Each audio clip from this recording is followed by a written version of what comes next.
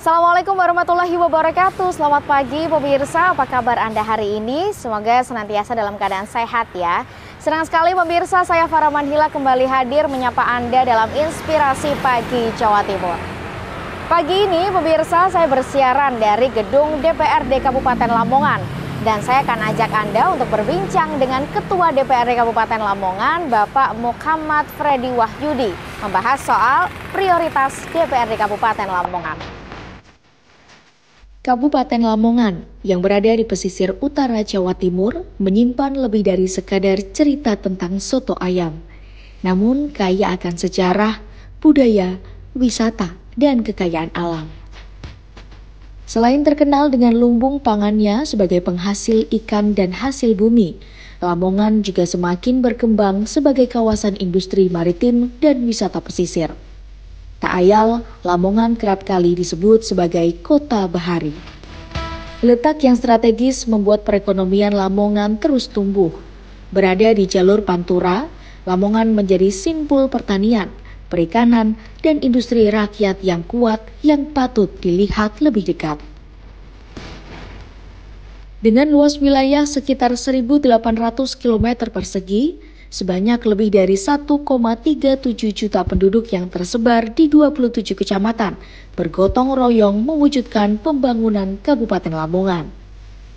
Di era modernitas yang terus berkembang, masyarakat Lamongan masih mempertahankan beragam tradisi dan kesenian demi menjaga nilai-nilai luhur. Di antaranya sedekah bumi, larung sesaji, nyadran, petik laut, dan rebo wekasan. Potensi besar yang dimiliki Lamongan tentu bukan tanpa tantangan. Pembangunan infrastruktur yang merata, peningkatan kualitas pendidikan dan kesehatan, penguatan ekonomi lokal, hingga ketahanan lingkungan menjadi PR besar yang harus dituntaskan bersama. Dan dalam setiap langkah pembangunan, dibutuhkan sinergi dan kolaborasi antara masyarakat, pemerintah, dan para pemangku kebijakan. Di balik setiap kebijakan daerah, ada peran penting lembaga legislatif sebagai wakil rakyat. Dewan Perwakilan Rakyat Daerah atau DPRD Kabupaten Lamongan menjadi garda depan dalam mengawal aspirasi masyarakat demi mewujudkan Lamongan Mengkilat. Terletak di Jalan Basuki Rahmat, gedung DPRD Kabupaten Lamongan berdiri dengan megah. Dipimpin oleh Muhammad Freddy Wahyudi sebagai Ketua DPRD, sejumlah kebijakan dan peraturan daerah disusun untuk mewujudkan harmoni menuju Lamongan berdaya saing.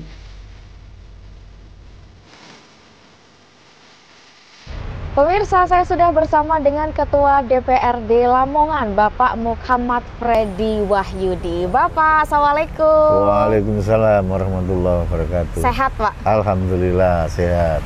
Hari ini agendanya apa, Pak? Walafiat. Alhamdulillah. Agenda hari ini, Pak, panjang? Agenda hari ini saya kegiatannya ya setiap hari yang ngantor gini. Menerima aduan masyarakat.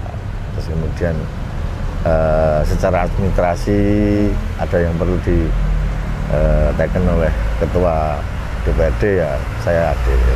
Oke, Ketua DPRD memang agak sibuk nih pemirsa. Lamongan, Surabaya, Jakarta, Lamongan, Surabaya, Jakarta, muter terus begitu terus. Ya. Pak Freddy, izin Pak, hari ini kita akan membahas bagaimana prioritas DPRD Kabupaten Lamongan dalam periode kali ini. Dan untuk pertanyaan atau memulai perbincangan kita Pak, setelah dilantik pada kurang lebih Agustus 2024 lalu, ini bagaimana saat ini komposisi DPRD Lamongan?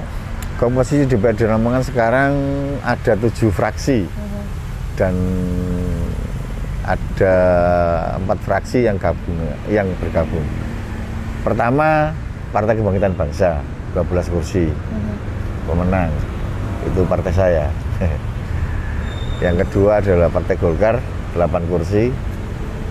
Terus kemudian dari PDIP, 7 kursi. Terus kemudian dari Gerindra 6 kursi, itu masuk dalam unsur pimpinan. Kemudian disusul oleh PAN 5 kursi, Demokrat 4 kursi, P3 2, terus kemudian Nasdem 1, terus kemudian Perindo 1, Umat 1 dan PKS 1. Itu komposisinya.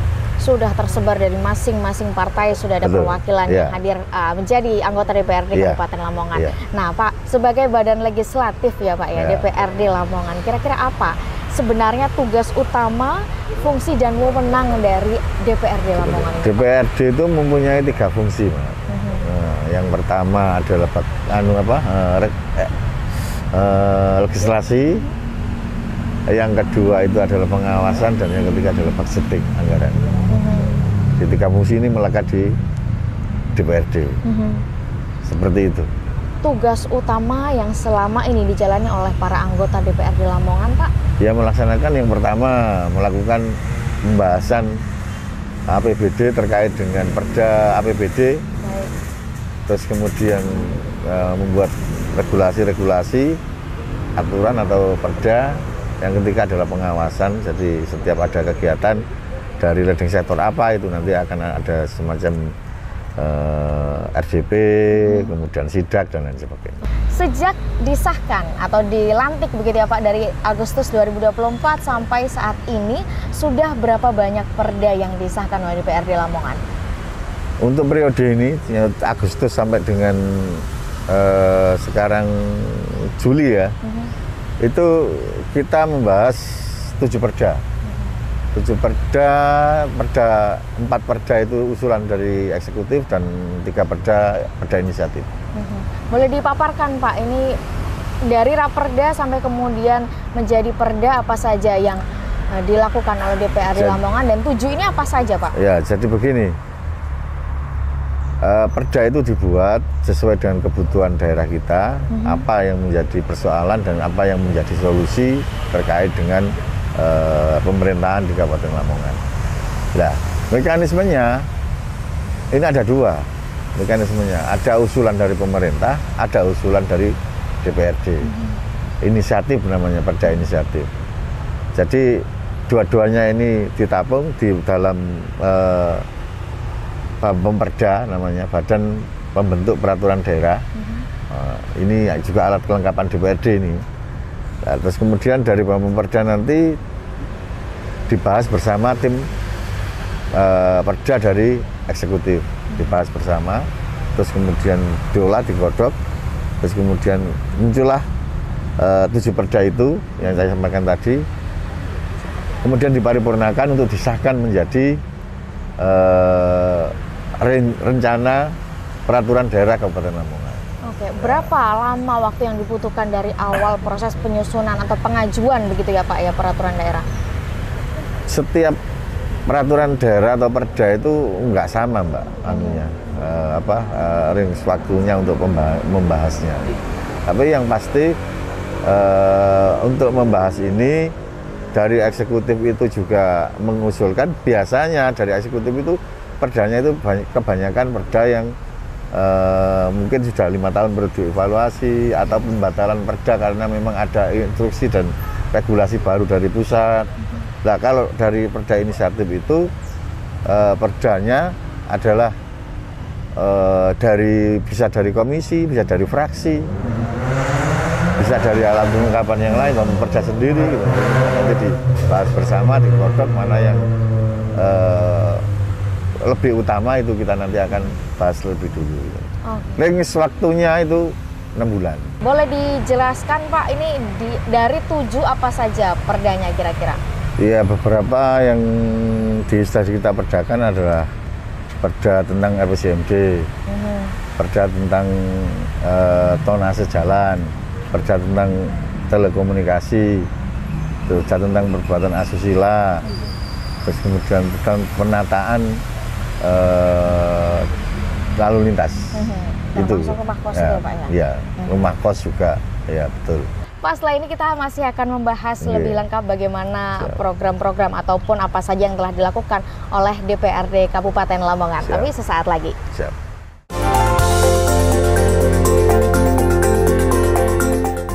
Pemirsa, masih di Inspirasi Pagi Jawa Timur dan saya juga masih bersama dengan Ketua DPRD Lamongan, Bapak Muhammad Freddy Wahyudi. Pak, saya sedang di DPRD Lamongan.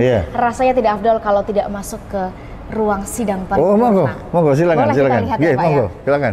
Ini kita sambil ngobrol-ngobrol ya Pak siap. ya. Nah ini adalah lokasi sentral begitu ya Pak ya, menjadi penentu kebijakan yang berdampak luas gitu ya Pak ya terhadap masyarakat. Ruangan ini adalah ruangan untuk menentukan nasib masyarakat Lamongan ke depan. Betul sekali, luar biasa pemirsa. Dan Pak Freddy, kita melanjutkan perbincangan, tadi sudah membahas seputar perda begitu ya Pak ya. Ini kalau kita lanjutkan dari rangkaian banyaknya perda yang sudah disahkan, ini sektor-sektor mana sajakah yang sudah bagus dan mana sektor yang sebenarnya masih perlu diperbaiki nih Pak? Jadi begini, sebelum saya menyampaikan jawaban, saya sampaikan bahwa Lamongan ini unik. Ada 474 desa dan kelurahan. Maka bisa dibayangkan betapa kompleksnya persoalan di Kabupaten Lamongan. Sehingga yang menjadi prioritas kita adalah bagaimana infrastruktur ini bisa kita bangun dengan baik dan bermutu. Kita punya banyak sekali jalan, prioritas utama kita jalan Mbak sekarang. Karena kita mempunyai 474 desa kelurahan yang kondisi jalannya tidak stabil. Artinya saya kan sudah 4 periode ini. Nah, di beberapa periode kita sudah melakukan tes lah. Pertama kita bikin cor, jalan itu pecah. Terus kemudian pavingisasi. Nah, kita lakukan itu. Ternyata harapan kita pemeliharaannya gampang, tapi ternyata tidak seperti itu. Akhirnya sekarang kita mengejar kualitas, bukan kuantitas, sehingga kita kasih cor dan di sebelum cor kita kasih barmes atau besi. Nah, itu alhamdulillah eksperimen yang terakhir ini kayaknya cocok untuk pembangunan jalan di Kabupaten Lamongan. Artinya ini juga sejalan juga ya Pak ya dengan program prioritas dari Kabupaten Lamongan, Jamula itu ya Jamula, Pak? Ya betul, Jamula. Ya memang kita kan menjalankan visi misi Bupati. Gitu.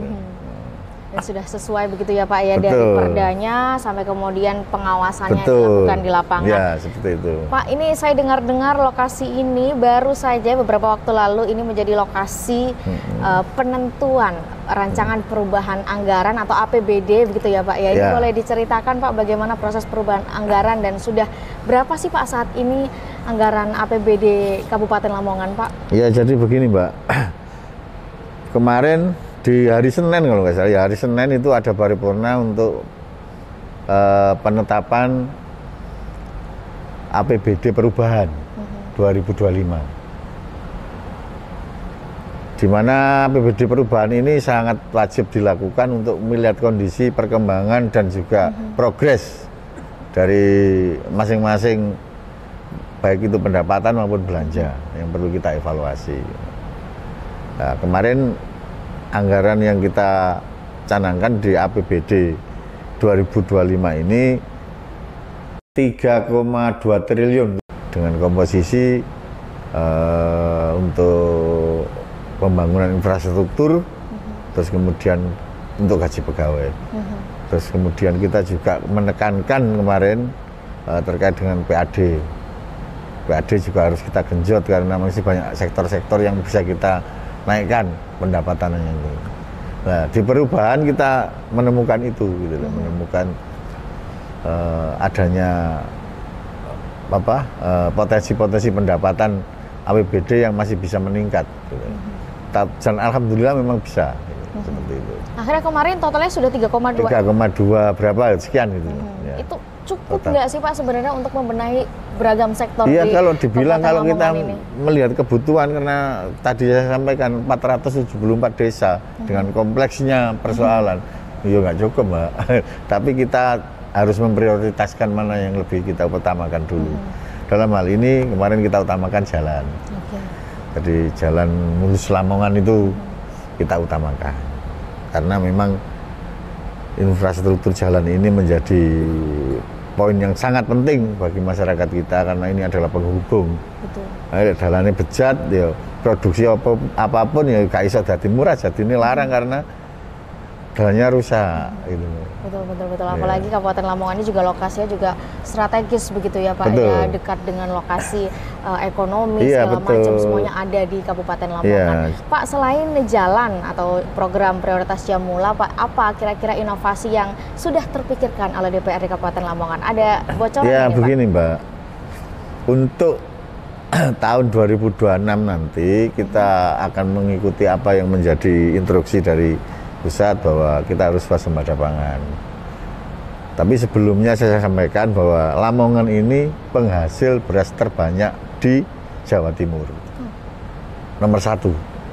Nah, kita ingin mempertahankan itu, sehingga di dalam proses penganggaran kemarin sektor jalan yang utama nomor 2 adalah pertanian itu tadi. Untuk bagaimana lahan pertanian ini bisa kita tingkatkan, minimal bisa bertahan nomor 1 di Jawa Timur, minimal itu. Nah, kali ini berkaitan dengan pengawasan dari penerapan Perda sendiri Pak. Sejauh ini Pak, apakah karena yang terjadi di lapangan tuh kadang suka berbeda ya Pak ya dengan apa yang sudah direncanakan segala macam ini, apakah ada yang berbeda atau yang tidak sesuai dengan Perda yang sudah disahkan atau seperti apa Pak? Ya tadi seperti yang saya bilang awal tadi, bahwa Perda ini adalah produk dari 2 lembaga, yaitu eksekutif dan legislatif. Di mana Perda ini kita harapkan manfaatnya untuk masyarakat. Saya kasih satu contoh ya Mbak ya. Di Lamongan ini ada yang kita pernah membuat Perda dan ini masih berlaku dan ini kita terapkan, adalah Perda tentang perlindungan lahan pertanian. Seperti apa itu Pak? Lahan pertanian, perlindungan lahan pertanian ini sudah kita perdakan, bentuknya ada. Ini untuk melindungi, jangan sampai lahan pertanian itu kemudian dibuat untuk industri, ya nggak boleh.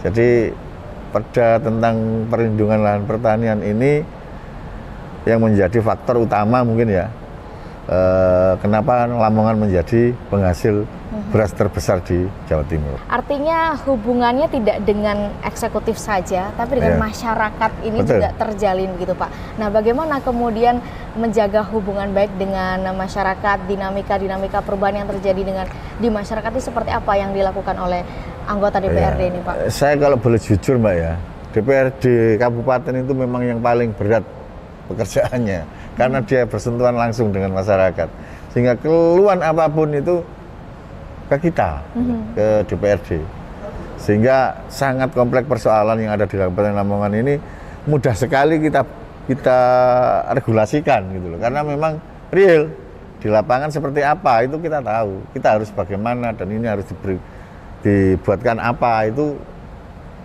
ya, karena intensitas kita dengan masyarakat itu kan setiap hari Mbak.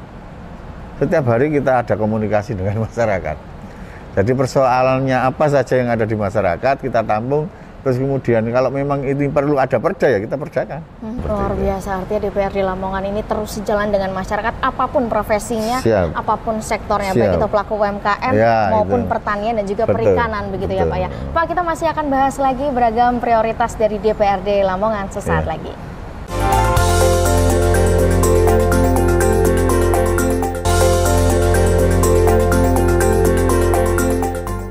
Pemirsa, Anda masih menyaksikan Inspirasi Pagi Jawa Timur bersama saya Farah Manhila yang juga masih ditemani Ketua DPRD Lamongan, Bapak Muhammad Freddy Wahyudi. Bapak masih sanggup ya kita berbincang-bincang lagi, masih panjang masih siap. Pak Freddy, izin Pak, ini kalau kita melihat ke belakang, beberapa waktu lalu Kabupaten Lamongan ini berhasil meraih penghargaan di IGA Award berkaitan dengan pasar online Lamongan dan juga program berkaitan Sampahku Tanggung Jawabku. Nah, ini bagaimana peran Pak Freddy, utamanya DPRD Lamongan dalam menanggapi hal ini? Terkait dengan online tadi ya, itu memang bagian dari bagaimana kita berinovasi untuk meningkatkan perekonomian Kabupaten Lamongan.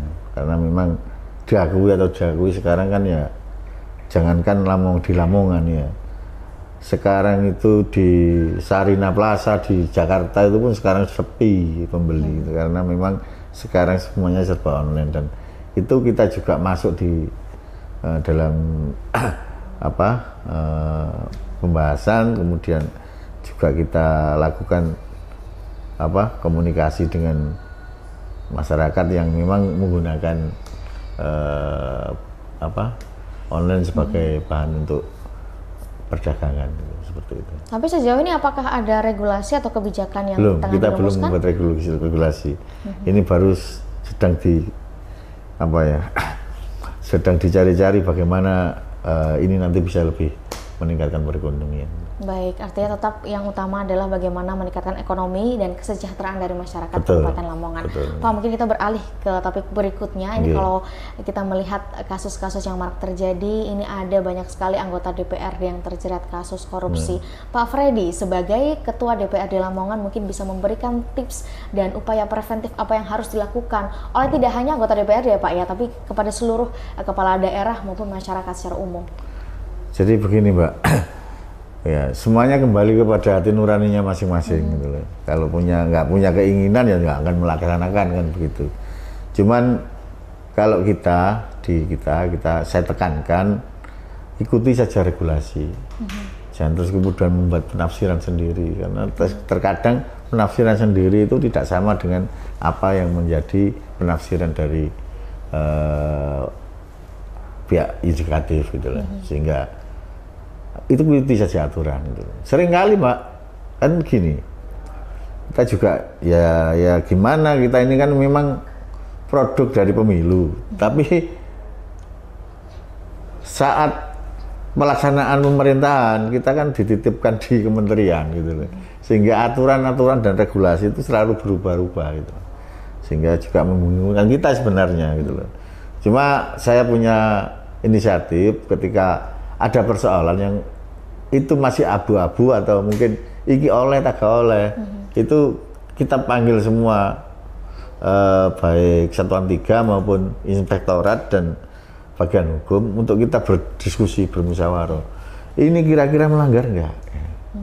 Kalau melanggar ya jangan dilakukan. Kalau nggak melanggar dan ada landasannya, ada regulasinya, cantolannya ada ya monggo silakan dilaksanakan, seperti itu.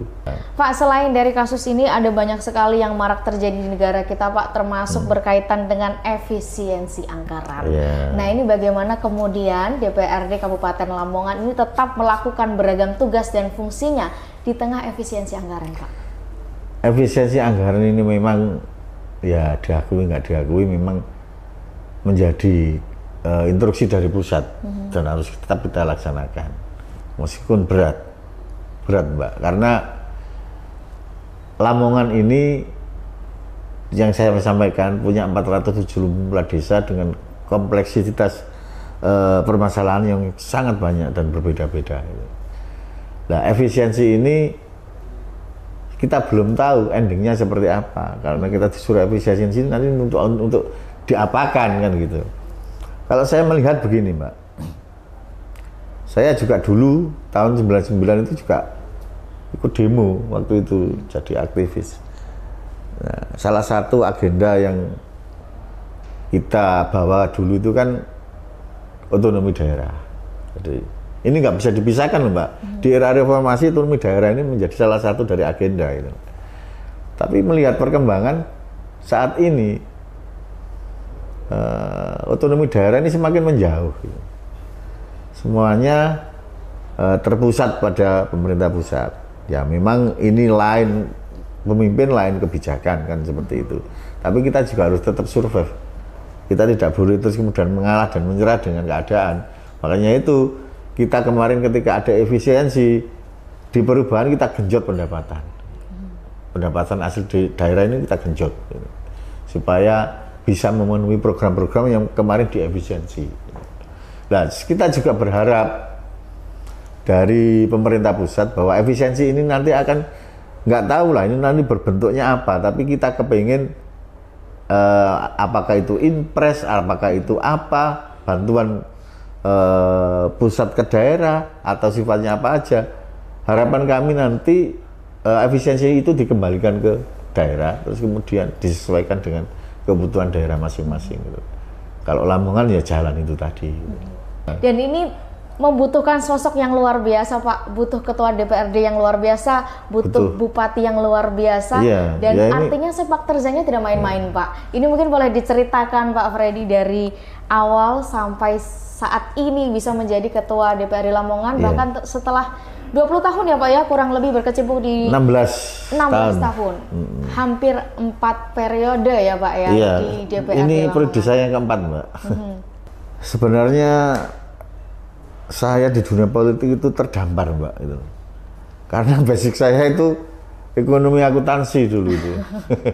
Kuliah saya di ekonomi akuntansi, tapi memang bagaimana sudah menjadi takdir bahwa saya harus jadi politisi gitu loh. Yang pertama di tahun 98 ketika reformasi itu kan banyak sekali tuh partai-partai yang ada gitu. Nah, salah satunya adalah Partai Kebangkitan Bangsa. Saya menjadi ketua ranting pada saat 98 itu. Umur saya masih 22 tahun waktu itu. Terus kemudian 2004 saya menjadi wakil sekretaris pengurus anak cabang. 2009 saya ikut kontestasi pemilu, alhamdulillah. Dan sebenarnya tidak alhamdulillah sih, caranya innalillahi wa inna ilaihi raji'un karena ternyata berat begitu ya, tugas dan tantangannya berat gitu. Tapi kita nikmati saja karena memang tujuan saya adalah bagaimana saya ini bisa bermanfaat untuk orang lain gitu. Seperti itu. Jadi 2009 saya jadi DPR pertama dari Partai Kebangkitan Bangsa. Waktu itu saya sudah menjadi ketua PAC, pengurus anak cabang Kecamatan Pucuk, ya PKB. 2014 saya ikut kontestasi lagi, alhamdulillah juga berhasil, dan di saat 2014 itu saya ditunjuk menjadi ketua fraksi. Terus kemudian di 2019 sampai 2024 juga masih di ketua fraksi. Terus di tahun 2024, 2029 sampai 2029 nanti itu saya dipercaya oleh partai untuk menduduki menjadi ketua DPRD. Nah, perjalanannya seperti itu, Mbak. Biasa. Ini harus disampaikan ke masyarakat, khususnya generasi muda, Pak. Siap. Apa pesan dan harapannya untuk generasi muda saat ini supaya punya motivasi dan semangat melayani rakyat, memikirkan rakyat, memikirkan masyarakat yang lain? Bagi generasi muda di Kabupaten Lamongan, memang kondisi negara kita seperti ini, tapi jangan menyerah, karena sesuatu itu akan ada ketika kita ada niat. Dengan adanya niat, maka apa yang kita cita-citakan insya Allah akan terpenuhi. Dan harapan saya, generasi ke depan ini nanti akan menjadi generasi yang tangguh untuk menjadi bibit-bibit penerus perjuangan dari pendahulunya, ya, sehingga dimungkinkan malah lebih baik generasi kedepannya daripada sekarang. Jadi lakukan semuanya itu dengan ikhlas, karena keikhlasan itu akan membuat satu kebaikan. Adanya sesuatu itu karena tidak ada, terus kemudian kita bayangkan menjadi ada, lalu diniatkan dan tanamkan di hati kita bahwa kita akan berbuat baik. Insya Allah itu nanti akan menjadi baik. Amin, amin, amin ya Rabbal Alamin. Terima kasih banyak Ketua DPRD Lamongan, Bapak Muhammad Freddy Wahyudi telah meluangkan waktu bersama TV One. Pemirsa, demikian perbincangan saya dengan Ketua DPRD Lamongan, Bapak Muhammad Freddy Wahyudi. Sampai jumpa di Inspirasi Pagi Jawa Timur episode berikutnya. Wassalamualaikum warahmatullahi wabarakatuh.